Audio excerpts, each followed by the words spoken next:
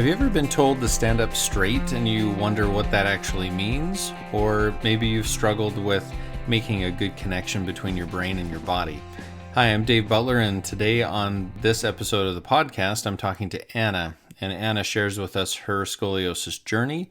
She talks about living with scoliosis and how that's been for her, and those things that she's tried to improve her life with scoliosis, including functional patterns and physical therapy and some other techniques as well. She talks about body image and how that has affected her in the past, as well as back pain and how she was able to reduce her back pain.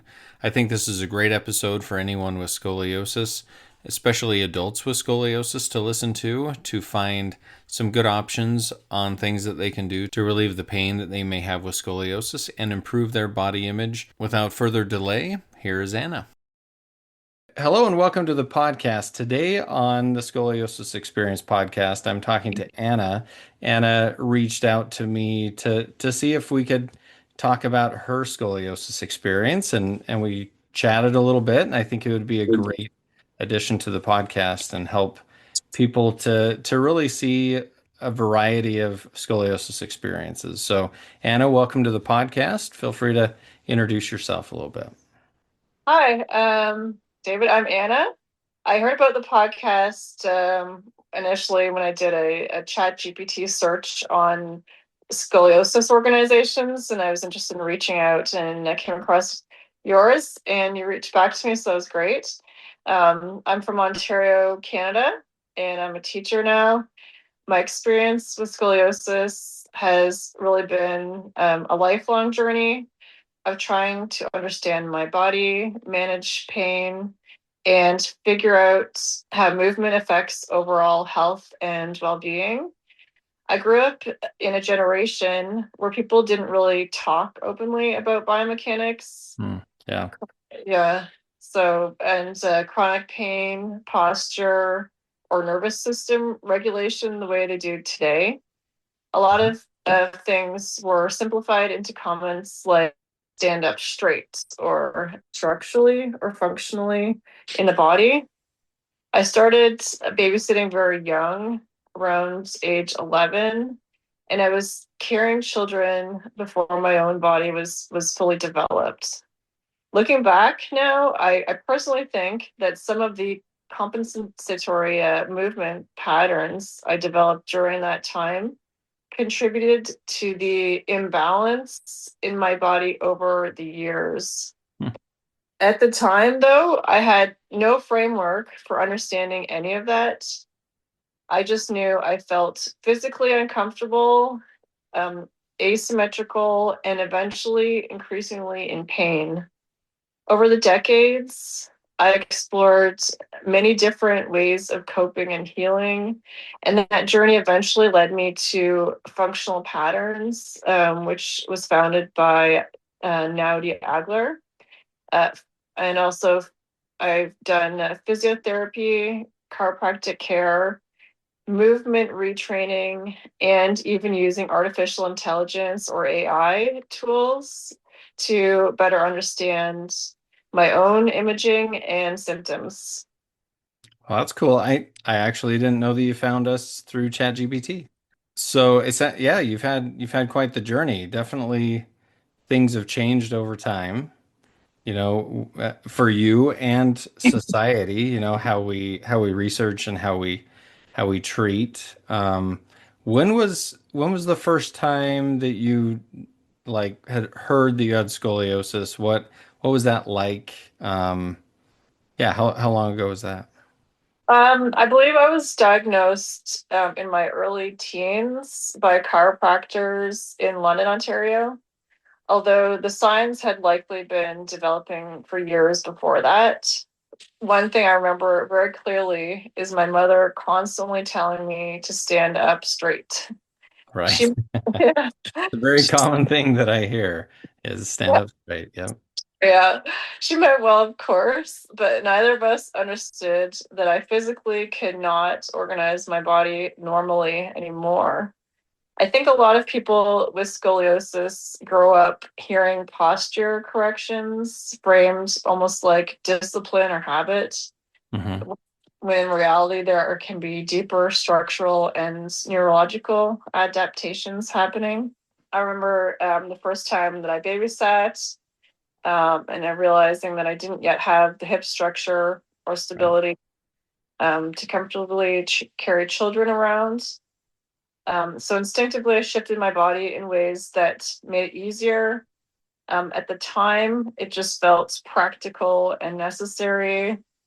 But over time, those asymmetrical patterns became more and more ingrained.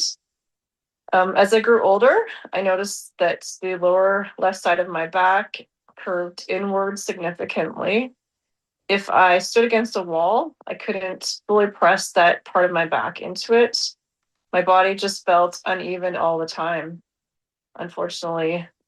Emotionally, scoliosis was confusing because it's often somewhat invisible. People may not realize how much discomfort or compensation is happening internally.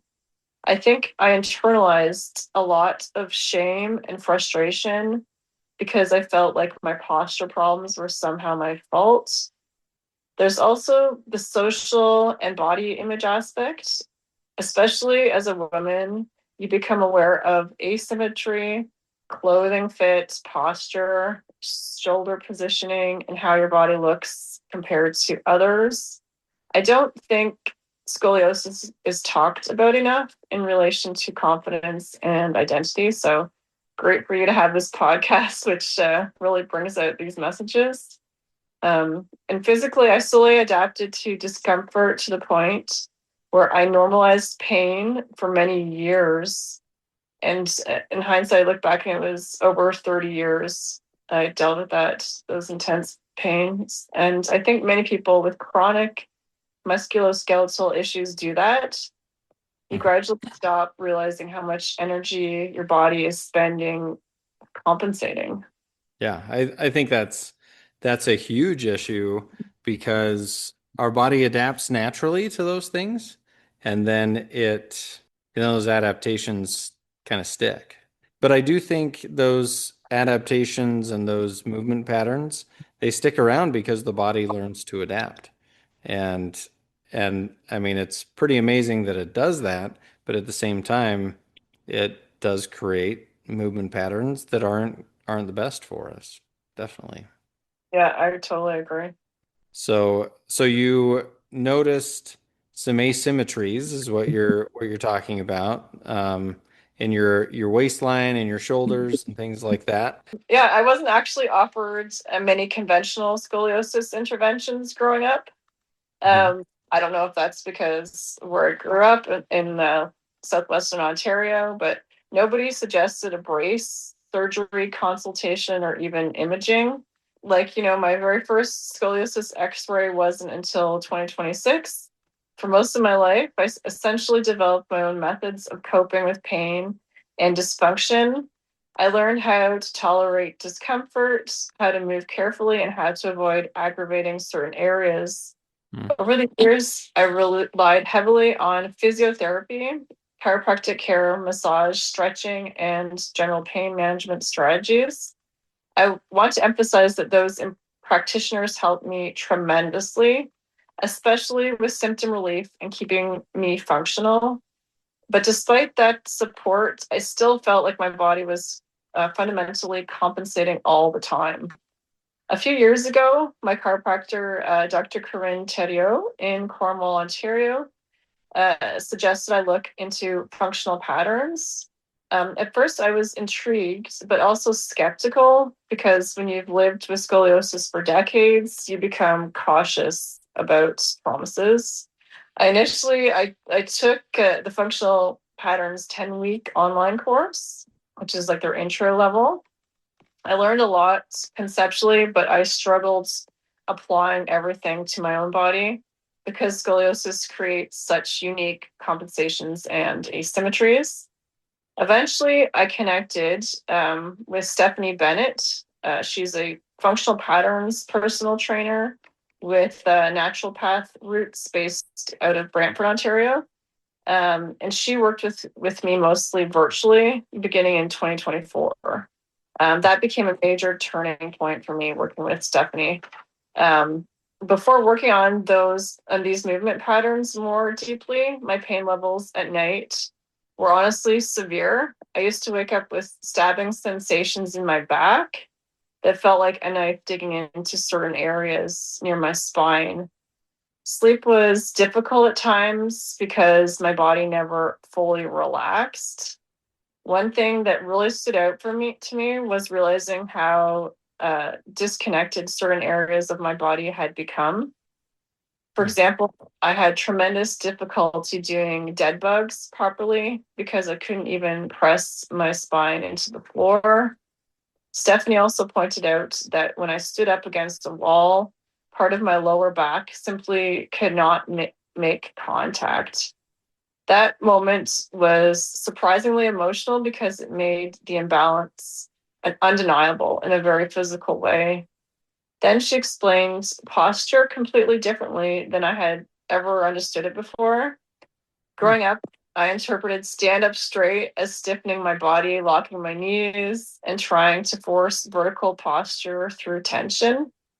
But she explained it more as organizing the body, stacking the rib cage over the pelvis, allowing the spine to lengthen naturally, and creating better integration through the hips, ribs, breathing, and gait.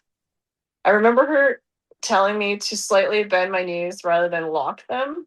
And suddenly something clicked neurologically for me. It was the first time posture felt dynamic rather than rigid. Over time, I became increasingly aware of how my vertebrae, ribs, and pelvis were interacting during walking and standing. I remember one particularly strange experience while supervising yard duty at school.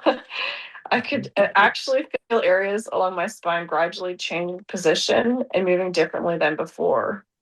At one point, I experienced a sudden sensation where two areas that had felt uh, chronically rather compressed for years seemed to release and reorganize. The experience was honestly shocking because I felt warmth and circulation rush into those areas afterward. That was a huge transition for me. Now I want to be careful not to overstate what imaging can or cannot prove. As David, you mentioned to me, without earlier x rays, we can't make definitive claims about how much structural change occurred over time for me. But what I can confidently say is that my pain levels, movement awareness, posture control, and overall function improved tremendously. And I know now it shows I have mild scoliosis at T4 and T5. And honestly, even psychologically, that changes your life. So, Yeah, I think that's great. And even though we can't definitively say what happened on the X-ray, it mm, doesn't mean that it's not changing your life. It doesn't mean that it's not affecting your life in a good way, which is what we really want. I don't really care if your curve goes down 5 degrees if you still have the same amount of pain, right? Cool. So so you've tried those treatments. So for those who are in the US, we don't call our PTs physiotherapists, but that's what a physiotherapist is. It sounds like you had done a lot of different things, and it wasn't until you learned how to kind of connect your brain to your body in a different way that you really started to notice the changes. yes, yes. And I mean, there's definitely information I would have liked to have known earlier. Um, like I wish I had known understood biomechanics and compensation patterns much earlier. Yeah. And I took kinesiology courses years ago at the University of Western Ontario. And interestingly, biomechanics completely confused me at the time. And I guess you would have studied biomechanics as a physical therapist. Yeah. Yeah. Yeah. I remember feeling overwhelmed by the concepts because they seemed abstract and disconnected from lived experience. Now I realize that movement is incredibly individualized. Two people can perform the same motion completely differently depending on how their bodies compensate. I also wish I had understood earlier that posture is not simply about forcing yourself upright. the body is adapting constantly to gravity, asymmetry, pain, habits, breathing patterns, stress, and injuries. I think many people memorize anatomy without truly understanding what movement feels like from inside the body. Hmm. I also wish someone had explained earlier that chronic pain can gradually become normalized. When discomfort develops slowly over decades, you stop recognizing how much effort your nervous system is using just to maintain basic function.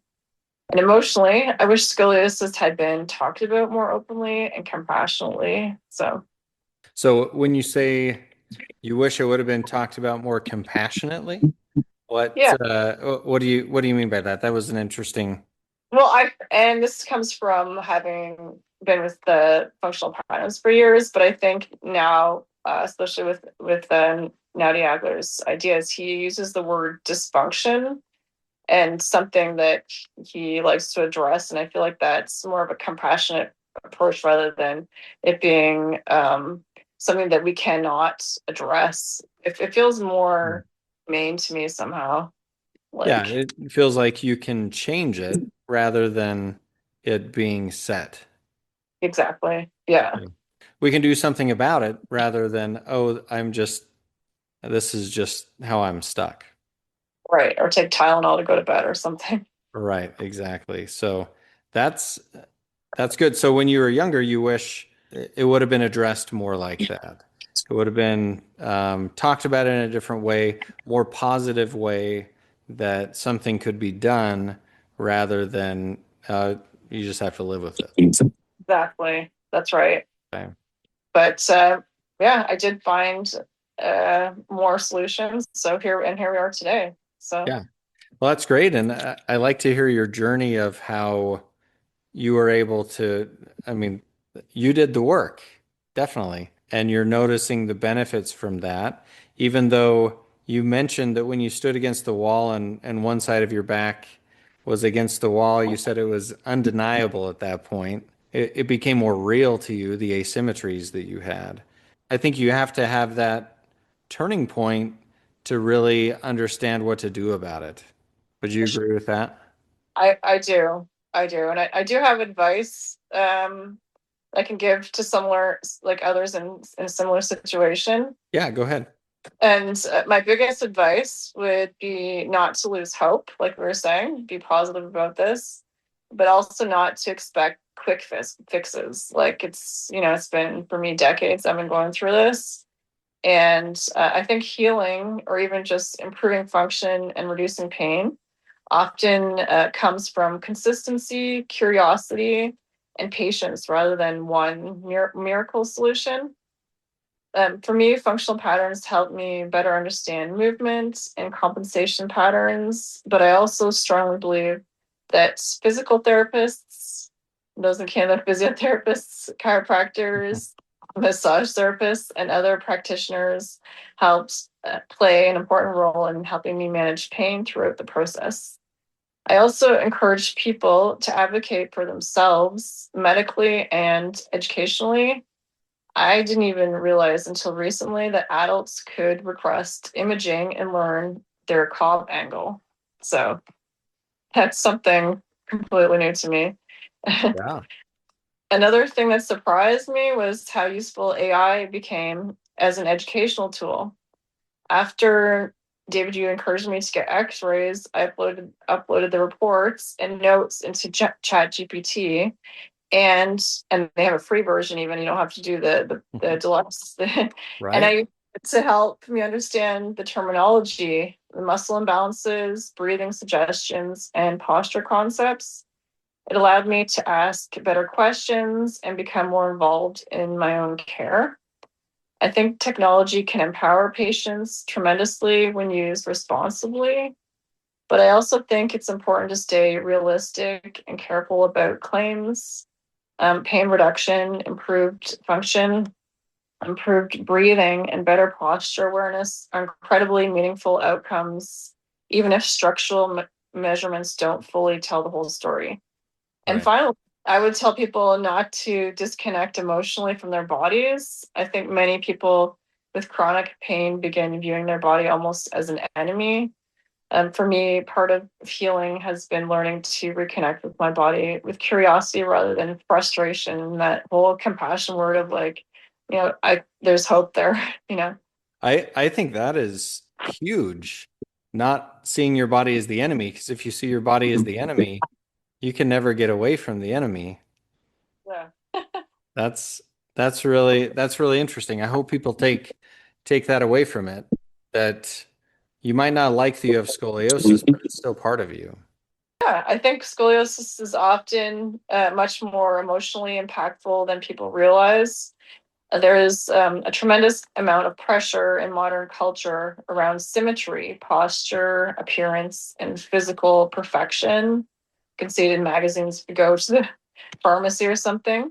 Yep. Uh, when you live with asymmetry or chronic pain, it can affect confidence deeply. For many years, I tried to hide my dysfunction and discomfort. I didn't openly discuss the pain very much because I think there's still stigma around chronic musculoskeletal problems, especially when people can't visibly see them. When you search online, even now, many results immediately tell you scoliosis cannot improve naturally. That can feel discouraging psychologically for people who are actively trying to improve their movement and quality of life. What's interesting though is that my experience with scoliosis has actually changed how I see the human body artistically and philosophically. Hmm. Recently, I Yeah. visited the National Gallery of Canada in Ottawa and became fascinated by the way artists portray the human back and spine in paintings and sculpture. Some works were realistic, some abstract, but they all reflected how expressive and complex the human body really is. I think living with scoliosis made me much more aware of posture, asymmetry, tension, movement, and embodiment in general. Now, my goal isn't perfection. My goal is continuing to improve function, reduce pain, stay active, and better understand my body over time. And hopefully, by speaking openly about scoliosis, other people may feel less isolated in their own experiences. I definitely hope so. I mean, your story is definitely one that I've heard before. You know, the frustration of body image, the frustration of finding treatment methods. It's interesting to hear you talk about using AI to help with that journey. I think why not? It's a great tool to help guide us through that. I mean, we have to still vet what we find on there to make sure that it's correct, but it's a great way to brainstorm ideas with this. So I think that's a great takeaway. And there's so many new technologies that if you can use them together, like the X-ray, and I that you had on one of your other podcasts, a new type of way of it's not an X-ray, but something else, which I'm actually interested in exploring too, which may be less harmful on the body.